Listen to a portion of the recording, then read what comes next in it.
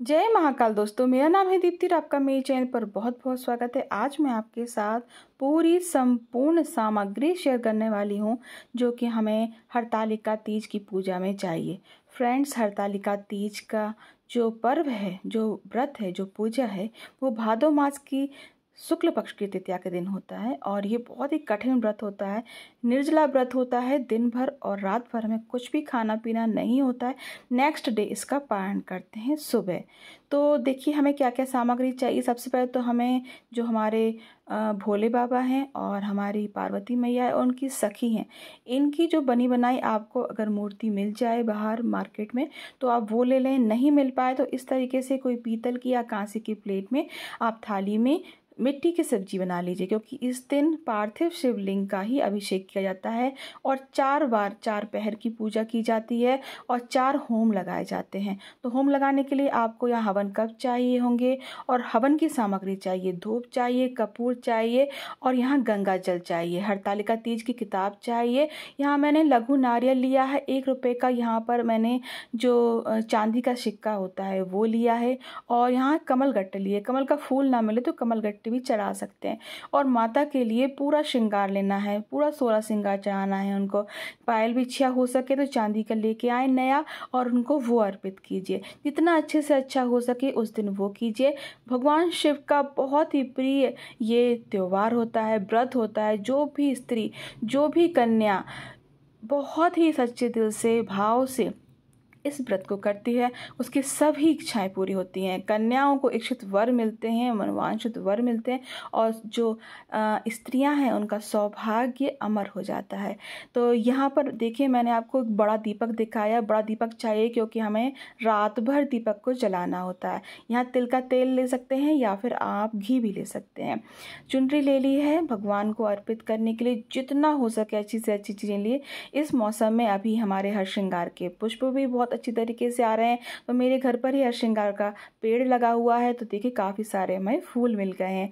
इस दिन जितने भी फूल पत्तियां होती हैं, शमी है, बेलपत्र है, भांग है, धतूरा है, सभी अर्पित कीजिए। क्योंकि जो माता पार्वती हैं उन्होंने जंगल में भगवान शिव की पूजा की थी, उनका अभिषेक किया था। तो जंगल में जो भी चीज़ें मिली उनको, बस उन्हीं से उन्होंने पूजा करी और हमारे भगवान शिव ने उनको पत्नी स्वरूप स्वीकार किया, उनसे प्रसन्न हो गए। तो एक कलश हमें लेना है। यहाँ सुहाग का सामान आप देख लीजिए, जनेऊ, कलावा, सभी चीज़ें हमें चाहिए। और यहाँ सफ़ेद चंदन चाहिए। अगर आपके पास सफ़ेद चंदन घिसने वाला हो तो बहुत ज़्यादा उत्तम रहेगा, जो लकड़ी वाला चंदन होता है वो।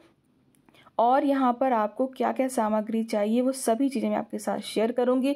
तो इस वीडियो को ज़्यादा से ज़्यादा ज़रूर शेयर कीजिएगा कि सभी को लाभ हो।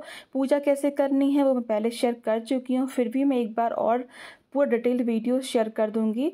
तो मेरे पास एक कमेंट आया था कि 3 बार पूजा की जाती है, पर देखिए सभी के यहाँ अलग अलग परंपराएं, अलग अलग रीति रिवाज, अलग अलग नियम होते हैं।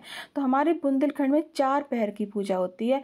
एक होती है शाम को नहा धोकर नए वस्त्र पहनकर 16 श्रृंगार कर महावर और मेहंदी सभी चीज़ों से तैयार होकर हमें पूजा करनी होती है। फुलेरा बांधकर, फुलेरा उसको कहते हैं जिसमें 4 तरफ से फूलों की लड़ी नीचे की तरफ आ रही हो, उसको फुलेरा कहते हैं। चौकपुर का पट्टा बिछाकर भगवान शिव की पार्थिव शिवलिंग की स्थापना की जाती है और फिर हमें पूजन शुरू करना होता है। तो पूजन के लिए हमें अभिषेक करना होता है और 4 पहर की 4 बार हमारा होम लगाया जाता है। 8 बजे होम लगाया जाता है, उसमें आरती और कथा जरूरी होती है। फिर हमारे यहाँ रात में 12 बजे और फिर हमारे यहाँ 2 बजे रात में और फिर सुबह 4 बजे हमारे यहाँ पूजा की जाती है और फिर हम नहाते हैं और फिर से गणपति जी बैठते हैं। तब हम एक बार और पूजा करते हैं शिव जी की, गणपति जी की, और फिर सुहाग लेते हैं माता पार्वती से। क्योंकि कभी भी गलती ना कीजिएगा कि आपने पहले सुहाग ले लिया और फिर नहाकर गणपति जी की पूजा की। पहले आप जब सुबह की 4 पहर की पूजा कर लें, आपने जो होम हवन है वो कर लिया, वो थोड़ा सा रेस्ट कर लें 10-5 मिनट का, और फिर आप नहा लें, फिर सुहाग लें माता से। और फिर आपको जो भी करना हो, आपको अपने शिवलिंग की जो विसर्जन है वो करिए और आपको थोड़ा सा ककड़ी या फिर एप्पल जो अभी फल खाकर आपको पारण करना है और फिर आप सो सकते हैं, सोना हो तो। नहीं तो जो भी आपके दिनचर्या के काम है वो कर सकते हैं। क्योंकि हमारा तो रात भर जगते हैं तो थोड़ा सा सोना थोड़ा ज़रूरी होता है रेस्ट करने के लिए। तो यहाँ देखिए मैंने यहाँ इत्र ले लिया है, थोड़ा सा प्रसाद ले लिया है और यहाँ पंचामृत बना लिया है सभी चीज़ों को मिला के। दूध, दही, घी, शहद, शक्कर सभी मिलाकर, क्योंकि पंचामृत से अभिषेक करने से सर्व सुखों में वृद्धि होती है। तो इस तरीके से आप कर सकते हैं। यहाँ पर अगर आपको सिर्फ धन की ही तमन्ना है कि आपको लक्ष्मी प्राप्ति चाहिए तो आप शहद से कर सकते हैं, और अगर आपको सभी सुखों में वृद्धि चाहिए तो फिर आप पंचामृत से अभिषेक कीजिए। तो यहाँ देखिए मैंने 2 बार जल लिया है। एक कलश के लिए जल लेंगे और सिंपल गंगा जल वाला जल लेंगे, जो हमें बार बार पानी की जरूरत पड़ती है। तो यहाँ पर और हमें क्या चाहिए, हमें यहाँ घी का दीपक चाहिए। 4 बार हमें आरती करनी है तो हमें घी का दीपक चाहिए। हर बार आरती करेंगे और हर बार थोड़ा थोड़ा अभिषेक करेंगे। हर बार की यही पूजा है, सेम पूजा होती है, बस बहुत ज़्यादा पानी से ना उसको करें, फूल से अभिषेक कर सकते हैं, क्योंकि जो शिवलिंग होती है ना वो बहुत फुसफुसी मिट्टी के होते हैं, यानी कि जो बालू वाली मिट्टी होती है ना वो उसके होते हैं। तो इसलिए हमें 4 बार पूजा करनी है, इसलिए अगर आप एक बार में ही अच्छे से नहला देंगे भगवान तो भगवान पिघल जाएंगे। इसीलिए आप बहुत आराम आराम से कीजिए। भगवान भाव देखते हैं, आपकी चीज़ें नहीं देखते हैं। तो यहाँ पर मैंने धतूरा रख लिया, शमी रख लिए, साबुत आपको चाहिए यहाँ पर चावल। बहुत सारे लोग चने भी रखते हैं, पर हमारे यहाँ चने नहीं रखते हैं। हमारे यहाँ जैसा होता है मैं वही बताऊंगी, मैं किसी की देखा देखी मैं नहीं बताऊंगी। मैंने खुद ये जो व्रत है वो 12 साल से रख रही हूँ, तो मैं जैसा करती हूँ मैं वैसा ही बताऊंगी।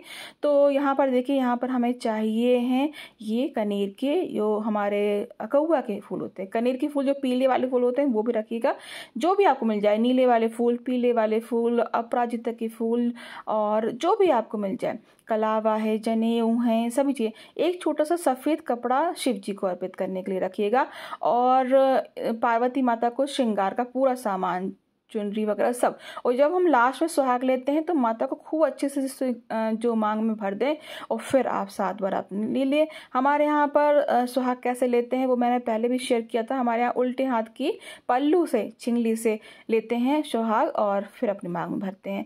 उस दिन अपने पति के भी पैर जरूर छुइए, उनका आशीर्वाद लीजिए, ये बहुत ज़्यादा जरूरी होता है। और हो सके तो उनसे कहिए कि वो आपकी मांग में सिंदूर भर दें, और अपने बड़े बुजुर्गों का आशीर्वाद जरूर लीजिएगा, उनके चरण छुइएगा। और एक बात का ध्यान रखिएगा कि आपको पूरी पूजा होने के बाद कुछ सुहाग का सामान अपने लिए भी रखना है। जो आप बिंदी चढ़ा रहे हैं माता को, वो बिंदी माता को लगा के एक बिंदी आप खुद भी लगा लीजिए। कुछ चूड़ियाँ जो आपने चढ़ाई हैं वो कुछ चूड़ियाँ आप खुद भी पहन लीजिए।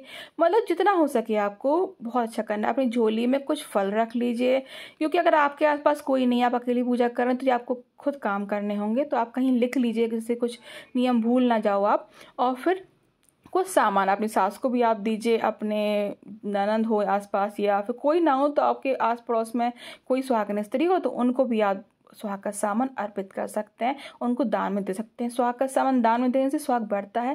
तो देखिए मेरे पास जो फूल पत्ती मैं आपको बताती हूँ, अकौआ के जो पत्ते होते हैं वो हैं, शमी है यहाँ पर, और यहाँ पर बेलपत्र है। बेलपत्र की जो पीछे की डंडी होती है वो जरूर तोड़ लीजिएगा। शमी बहुत ज़्यादा विशेष फल देती है, इसलिए शमी हो आपके पास तो जरूर रखिएगा। और यहाँ पर देखिए हरश्रृंगार के पत्ते हैं, जितने भी फूल पत्ते हैं भगवान को सभी प्रिय होते हैं। लाल फूल, नीले फूल, पीले फूल, सफ़ेद फूल सभी अर्पित कीजिए। देखिए मेरे पास काफ़ी सारे शमी हैं, तो शमी भी अर्पित करेंगे। शमी का एक पत्ते में 100 बेलपत्र के बराबर शक्ति होती है भगवान को प्रसन्न करने की। तो जितना हो सके अच्छे से अच्छे कीजिएगा। और जितना भी मैं आपको सब बता रही हूँ, हमारे यहाँ जैसे पूजा होता है वह वैसा ही बता रही हूँ। और फिर भी अगर आपके मन में कोई क्वेश्चन हो, कोई डाउट हो, कोई क्वेरी हो तो आप जरूर पूछिएगा, मैं जल्दी से जल्दी आंसर करने की कोशिश करूँगी। तो चलिए आज का ये वीडियो मैं ही समाप्त करती हूँ। आशा करती हूँ आपको ये सारी सामग्री समझ में आ गई होगी। इस वीडियो को ज़्यादा से ज़्यादा जरूर शेयर कीजिए। न्यू है तो सब्सक्राइब कर लीजिए। धन्यवाद।